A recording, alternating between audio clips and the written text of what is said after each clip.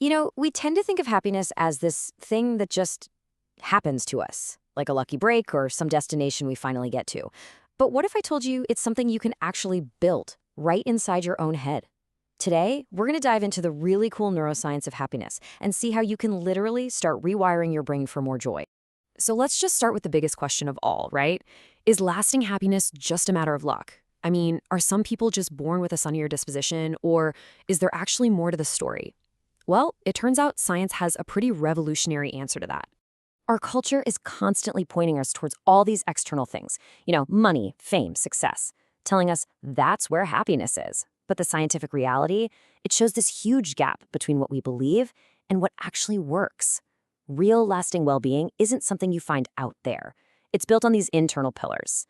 Having a sense of meaning, feeling a deep connection with others, and this is a big one, getting good at the skill of regulating our own emotions.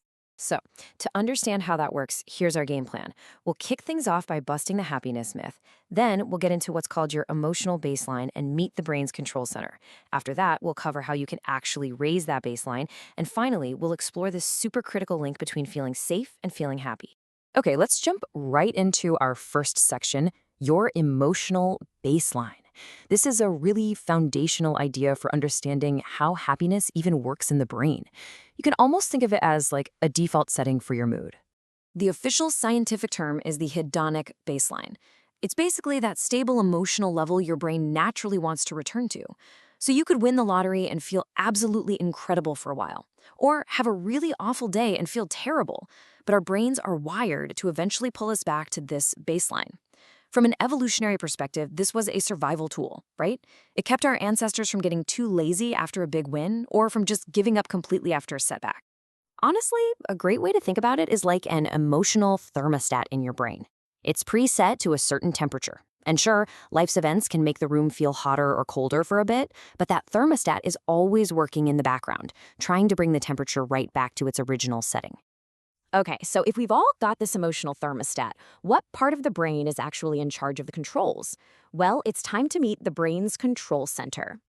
So let's meet the CEO of your brain, the prefrontal cortex. This is the highly evolved area that's in charge of all our executive functions. It helps us regulate our emotions, and this is crucial, it interprets our experiences. It's the part of you that can look at a tough situation and decide, okay, is this a threat or is this actually a chance to grow? But this CEO doesn't work alone. Nope, it relies on a whole team of chemical messengers to get the job done. You've got neurotransmitters like serotonin, which is vital for creating that sense of calm and emotional balance.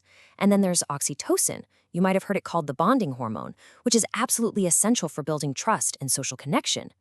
Both of these are key players in our overall sense of well-being. Okay, so we've got a baseline, we've got a brain CEO. But can we actually change things? Can we adjust that thermostat? The answer is a huge, resounding yes. And that brings us to our third and maybe most practical section, how to raise your baseline. Now, the crucial point here is that we are not talking about chasing some temporary high. Lasting happiness comes from behaviors that gently raise this baseline over time. The keywords there are gently and over time. This is all about consistency, not intensity. So what are these powerful behaviors? The science on this is amazingly clear. Things like practicing gratitude that actively trains your brain to start noticing the good.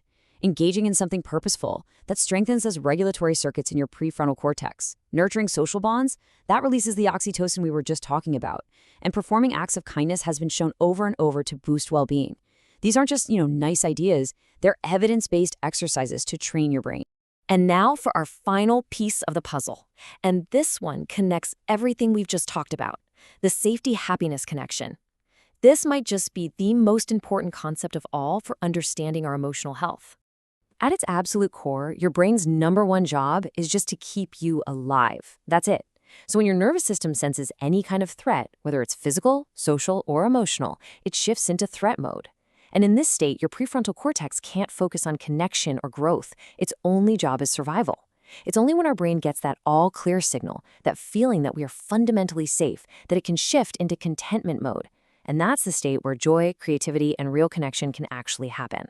So how in the world do we send that all-clear signal to our own brain? Well, it comes down to 3 key pillars. Building strong, supportive relationships tells our ancient survival brain that we're part of a tribe, which floods us with oxytocin. Practicing self-compassion, that turns down the volume on our own inner critic, which reduces that feeling of internal threat. And cultivating a sense of purpose gives our life direction, signaling to our nervous system that our survival is secure. Safety is the literal foundation that all the other happiness skills are built on. So, if you remember just one thing from all of this, please let it be this. Happiness is not some magical prize you find or a destination you finally reach. It is a skill you can practice and build, just like any other, one small, intentional choice at a time. And that brings us to the end, but really, it's a new beginning for you. So I'll just leave you with this one final question. Based on everything we've just explored, what is one small thing you will do today to send a signal of safety and connection to your brain?